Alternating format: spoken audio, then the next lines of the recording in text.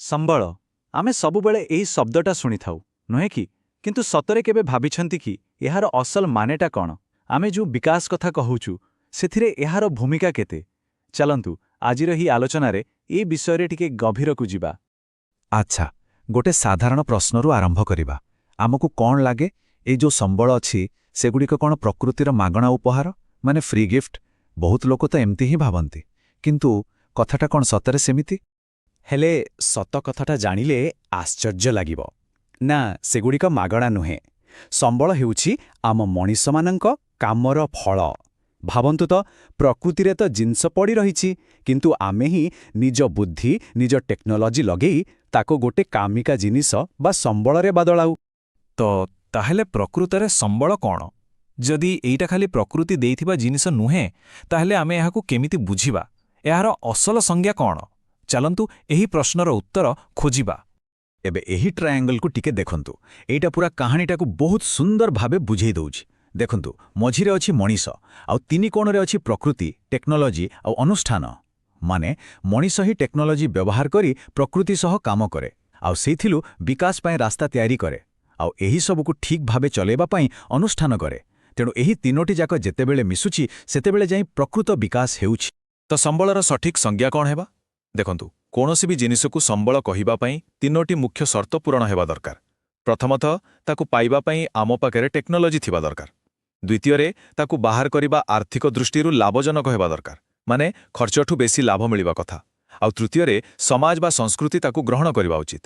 ଯେଉଁ ଜିନିଷ ଏହି ତିନୋଟି ସର୍ତ୍ତ ପୂରଣ କରୁଛି, ଆମେ ତାକୁ ହିଁ ପ୍ରକୃତ ସମ୍ବଳ କହିପାରିବା। ଓକେ, ତ ଆମେ ବୁଝିଗଲେ ସମ୍ବଳ କ'ଣ। କିନ୍ତୁ ସବୁ ସମ୍ବଳ ତ ଗୋଟିଏ ପ୍ରକାରର ନୁହେଁ, ଠିକ୍ ନା? ଏହାର ଦୁନିଆ ବହୁତ ବଡ଼, ଆଉ ଏଥିରେ ବହୁତ ପ୍ରକାରର ଜିନିଷ ଅଛି। ତେଣୁ ଏହାକୁ ଭଲ ଭାବେ ବୁଝିବା ପାଇଁ ଏହାକୁ ଅଲଗା ଅଲଗା ଭାଗରେ ବାଣ୍ଟିବା ନିହାତି ଜରୁରୀ। ଏହି ଫ୍ଲୋଚାର୍ଟଟାକୁ ଦେଖିଲେ ପୁରା ଜିନିଷଟା ସହଜ ହେଇଯିବ। ଦେଖନ୍ତୁ, ମୁଖ୍ୟତଃ ସମ୍ବଳକୁ ଆମେ ଦୁଇ ଭାଗରେ ବାଣ୍ଟିପାରିବା। ଗୋଟେ ହେଲା ପ୍ରାକୃତିକ, ମାନେ ଯାହା ଆମକୁ ସିଧା ପ୍ରକୃତିରୁ ମିଳେ, ଆଉ ଗୋଟେ ହେଲା ମାନବୀୟ, ଯାହା ମଣିଷ ସହିତ ଜଡ଼ିତ। ପ୍ରାକୃତିକ ସମ୍ବଳ ଭିତରେ ପାଣି, ପବନ, ଜଙ୍ଗଲ ଏସବୁ ଆସୁଛି। ଆଉ ମାନବୀୟ ସମ୍ବଳ କହିଲେ ମଣିଷ ନିଜେ ଗୋଟେ ବହୁତ ବଡ଼ ସମ୍ବଳ। କାହିଁକି ନା ତାର ଜ୍ଞାନ, କୌଶଳ, ଆଉ ସେ ତିଆରି କରିଥିବା ସ୍କୁଲ, କଲେଜ, ସରକାର ଏସବୁ ବି ତ ଗୋଟେ ଗୋଟେ ସମ୍ବଳ। ଆଉ ପ୍ରାକୃତିକ ସମ୍ବଳ ଭିତରେ ବି ଦୁଇଟା ବହୁତ ଗୁରୁତ୍ୱପୂର୍ଣ୍ଣ ଭାଗ ଅଛି। ପ୍ରଥମଟି ହେଲା ନବୀକରଣ ଯୋଗ୍ୟ, ମାନେ ଯାହା ସହଜରେ ସରେନି। ଏମିତି ଭାବନ୍ତୁ, ଏଗୁଡ଼ିକର ଭଣ୍ଡାର ଅସରନ୍ତି, ଯେମିତିକି ସୂର୍ଯ୍ୟକିରଣ, ପବନ ଶକ୍ତି। ଆମେ ଯେତେ ବ୍ୟବହାର କଲେ ବି ଏଗୁଡ଼ିକ ପୁଣି ତିଆରି ହୋଇଯାଏ। କିନ୍ତୁ ଆରପଟେ ଅଛି ଅଣନବୀକରଣ ଯୋଗ୍ୟ ସମ୍ବଳ।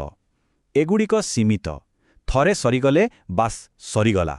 ଏହାକୁ ତିଆରି ହେବାକୁ ଲକ୍ଷ ଲକ୍ଷ ବର୍ଷ ଲାଗିଯାଏ। ଉଦାହରଣ ହେଲା କୋଇଲା ଆଉ ପେଟ୍ରୋଲ। ଆମେ ବିକାଶ ପାଇଁ ସମ୍ବଳ ତ ଖୁବ୍ ବ୍ୟବହାର କରୁଛେ, କିନ୍ତୁ କେବେ ଭାବିଛ କି ଏଥିପାଇଁ ଆମକୁ କି ମୂଲ୍ୟ ଦେବାକୁ ପଡ଼ୁଛି? ଆମେ ଯେମିତି ଆଖି ବୁଜି ସବୁକିଛି ବ୍ୟବହାର କରିଚାଲିଛେ, ଏହାର ପରିଣାମ କ'ଣ ହେଉଛି?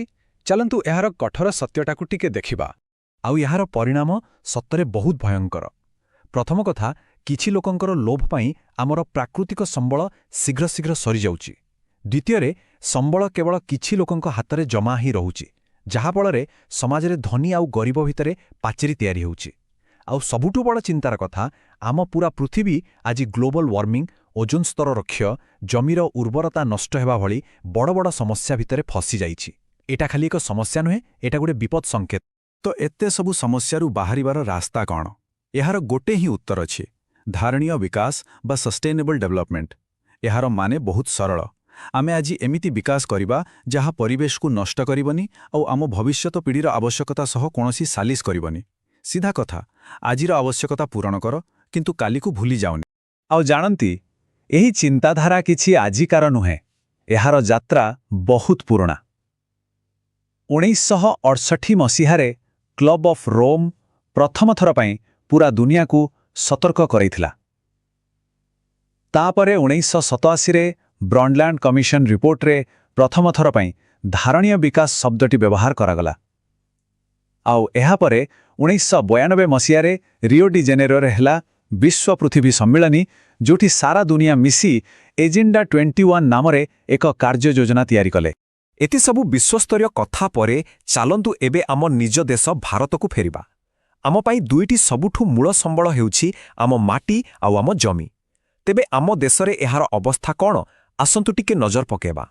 ଆମ ଦେଶ ଭାରତର ଭୂମି ସତରେ ଗୋଟିଏ ଅଦ୍ଭୁତ କାରିଗରୀ। ଦେଖନ୍ତୁ, ଏହାର ପ୍ରାୟ 43% ହେଉଛି ସମତଳ ଅଞ୍ଚଳ, ଯାହା ଆମ ସମସ୍ତଙ୍କ ପେଟ ପାଇଁ ଖାଦ୍ୟ ଯୋଗାଏ।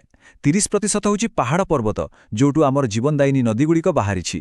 ଆଉ ବାକି 27% ହେଉଛି ମାଳଭୂମି, ଯାହା ଆମର ଖଣିଜ ସମ୍ପଦର ଗନ୍ତାଘର। ତେଣୁ ପ୍ରତ୍ୟେକ ଭାଗ ଆମ ଦେଶର ବିକାଶ ପାଇଁ କେତେ ଜରୁରୀ ସେଇଟା ସହଜରେ ବୁଝିହେଉଛି। କିନ୍ତୁ ଦୁଃଖର କଥା ହେଉଛି ଆମର ଏତେ ମୂଲ୍ୟବାନ ଜମି ଆଜି ବିପଦରେ ଅଛି। ଝାଡ଼ଖଣ୍ଡ, ଓଡ଼ିଶା ଭଳି ରାଜ୍ୟରେ ଖଣି ଖନନ ପାଇଁ ଜଙ୍ଗଲ ସଫା ହୋଇଯାଉଛି। ଗୁଜରାଟ, ରାଜସ୍ଥାନରେ ଅତ୍ୟଧିକ ପଶୁଚାରଣ ଯୋଗୁଁ ଜମି ଧୀରେ ଧୀରେ ମରୁଭୂମି ପାଲଟି ଯାଉଛି। ଆଉ ପଞ୍ଜାବ, ହରିୟାଣାର ସୁନାର ଫସଲ ହେଉଥିବା ଜମି ଅତ୍ୟଧିକ ପାଣିମାଡ଼ ଯୋଗୁଁ ଲୁଣି ହୋଇଗଲାଣି। ଏଇଟା ଖାଲି ମାଟିର କ୍ଷୟ ନୁହେଁ, ଏଇଟା ଆମ ଭବିଷ୍ୟତର କ୍ଷୟ। ଆଉ ଯଦି ଭୂମି ଶରୀର, ତାହେଲେ ମୃତ୍ୟୁକା ହେଉଛି ତାର ଆତ୍ମା। ଆଉ ଏ କ୍ଷେତ୍ରରେ ଭାରତ ବହୁ ଧନୀ। ଏଇ ମାନଚିତ୍ରଟାକୁ ଟିକେ ଦେଖନ୍ତୁ। କେତେ ପ୍ରକାରର ମାଟି, ଉତ୍ତରର ଉର୍ବର ପଟୁମାଟିଠାରୁ ଆରମ୍ଭ କରି ଦକ୍ଷିଣର କଳାକପା ମାଟି ପର୍ଯ୍ୟନ୍ତ। ପ୍ରତ୍ୟେକ ମାଟିର ନିଜର ଏକ ଅଲଗା କାହାଣୀ ଅଛି, ଅଲଗା ସମ୍ଭାବନା ଅଛି। ଆଉ ଶେଷରେ ମହାତ୍ମା ଗାନ୍ଧୀଙ୍କର ଗୋଟେ କଥା ମନେ ପଡ଼ୁଛି, ଯାହା ଆଜିର ପୁରା ଆଲୋଚନାର ସାରାଂଶ। ସେ କହିଥିଲେ, ପ୍ରକୃତି ପାଖରେ ସମସ୍ତଙ୍କର ଆବଶ୍ୟକତା ପୂରଣ କରିବା ପାଇଁ ସବୁକିଛି ଅଛି, କିନ୍ତୁ କାହାରି ଜଣଙ୍କର ବି ଲୋଭ ପୂରଣ କରିବା ପାଇଁ କିଛି ନାହିଁ। କେତେ ବଡ଼ କଥା ନୁହେଁ କି? ଏହି କଥାଟି ହିଁ ଆମ ପାଇଁ ଆଗକୁ ବାଟ ଦେଖାଇବ। କାରଣ ସମ୍ବଳର ସୁରକ୍ଷା ଆଉ ଠିକ୍ ବ୍ୟବହାରରେ ହିଁ ଆମ ସମସ୍ତଙ୍କର ଭବିଷ୍ୟତ ଲୁଚି ରହିଛି।